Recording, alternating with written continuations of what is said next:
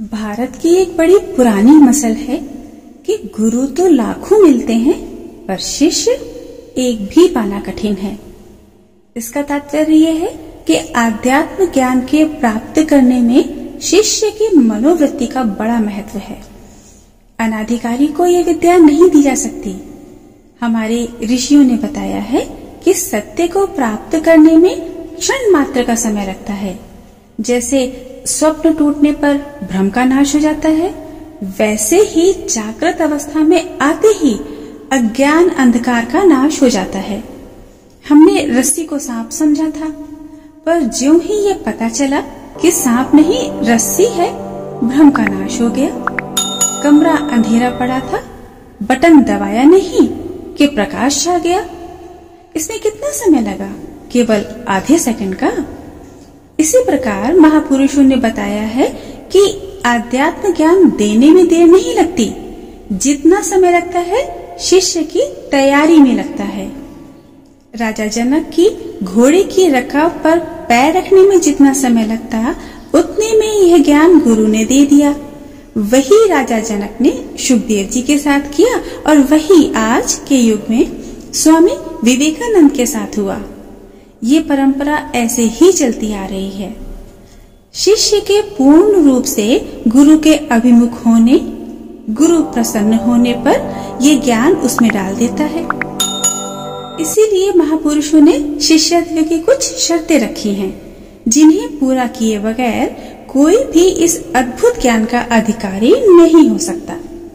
पहली शर्त तो ये है कि जो शिष्य इस महान सत्य को जानने की इच्छा रखता है, उसे लोक या परलोक की समस्त इच्छाओं का त्याग करना होगा। हम सत्य के दर्शन के लिए चलते अवश्य हैं, पर असत वस्तुओं की कामनाओं की पोटली बांधे हुए, और इसी असत कामनाओं की पोटली को लेकर ही सत्य की झलक देखना चाहते हैं। क्या संसार, क्या स्वर्ग, सब इंद्रियों से बंधे हैं। एक का संबंध स्थूल इंद्रियों से है और दूसरे का सूक्ष्म से।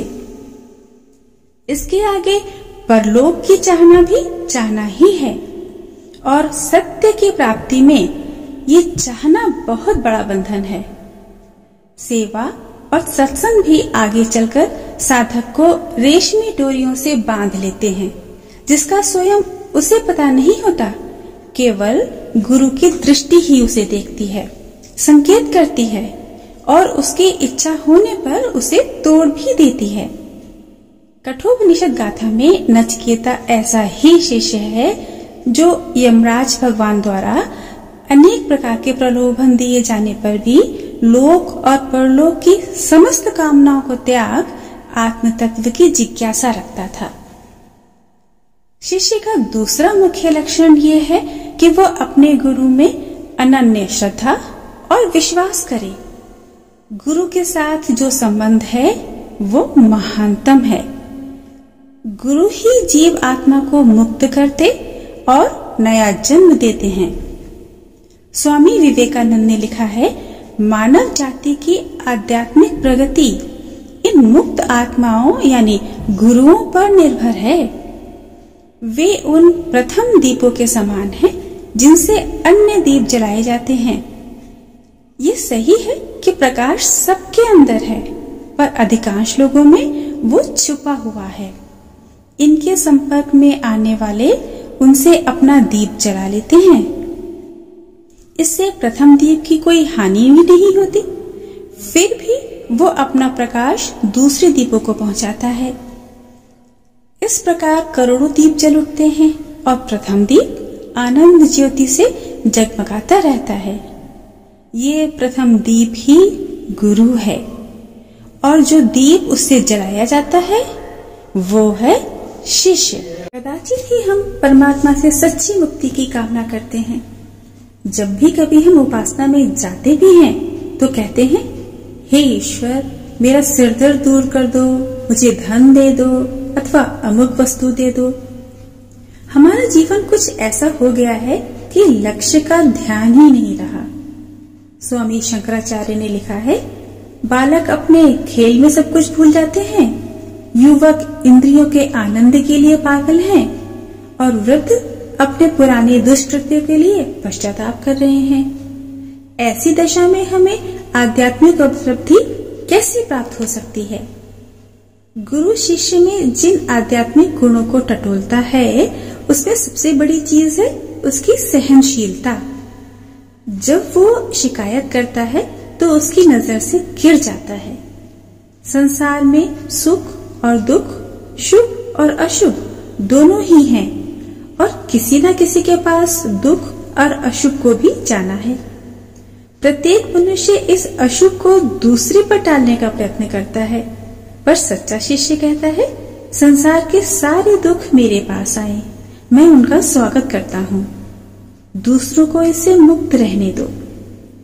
क्रॉस पर चढ़ा हुआ व्यक्ति ईसा मसीह यदि चाहते तो अपनी विजय के लिए फरिश्तों का दल ला सकते थे, पर उसने विरोध नहीं किया। वो उनके लिए दुखी हुआ जिन्होंने उन्हें शूली पर चढ़ाया। उन्होंने प्रत्येक अपमान और कष्ट को सहा। उन्होंने कहा, तुम सब जो थक रहे हो और बोझ से लदे हुए हो, मेरे पास आओ, मैं तुम्हें विश्राम दूंगा।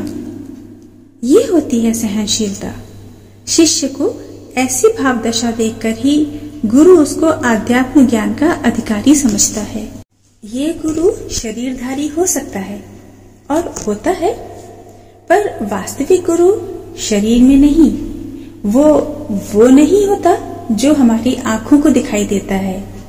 पर ये बात और है, हम साधारण नश्वर प्राणियों के लिए तो शरीरधारी गुरु ही गुरु है।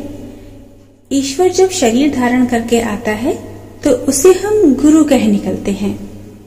ऐसा गुरु स्पर्श से, दृष्टि से अथवा विचार से आध्यात्मिक शक्ति का संचरण शिष्य में कर देता है। यही वास्तव में अग्नि दीक्षा है, जिसका अर्थ है कि अब रुकना नहीं है, चलते जाना है और अपने लक्ष्य को प्राप्त कर लेना है। ऐसे गुरु के प्रति सच्ची श्रद्धा और संपूर्ण हृदय का विश्वास होना आवश्यक है। ऐसे जिज्ञासु को गुरु की बताई हुई क्रिया द्वारा बाह्य तथा अंतरेंद्रिय पर नियंत्रण करने पर समर्थ होना होगा और कुछ अन्य आध्यात्मिक गुणों की परीक्षा भी देनी होगी।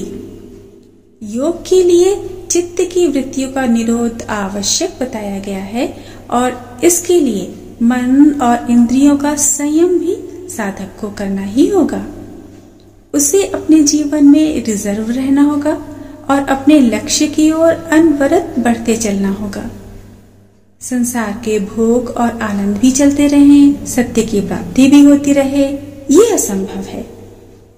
दिन और रात, राम और काम एक जगह नहीं रह सकते। एक के निकट पहुंचने के लिए दूसरे से हटना ही होगा। ये सच्चे मुमुक्षुत्व के बिना नहीं हो सकता। इसलिए महापुरुषों ने मुक्त होने की तीव्र आकांक्षा को शिष्यत्व की बहुत बड़ी शर्त कहा है। जैसे किसी के हाथ पैर बांधकर जल में डुबो दिया जाए तो उस समय उसके अंदर जो जल से बाहर निकलने की छटपटाहट होती है, वैसे ही आत्मदर्शन की छटपटाहट शिष्य के अंदर होनी चाहिए। हम तो उन कीट पतंगों के समान हैं जो ये जानकर भी कि ज्वाला हमें जला देगी, धधकती ज्वाला में प्रवेश कर जाते हैं। शिष्य की ऐसी भाव दशा देखकर ही गुरु उसको आध्यात्म ज्ञान का अधिकारी समझता है और उसे इस आश्चर्य रूप दौलत से माला माल कर देता है। यह है थोड़ी सी शर्तें सच्चे शिष्यत्व की, जिनसे कोई समझौता नहीं किया जा सकता।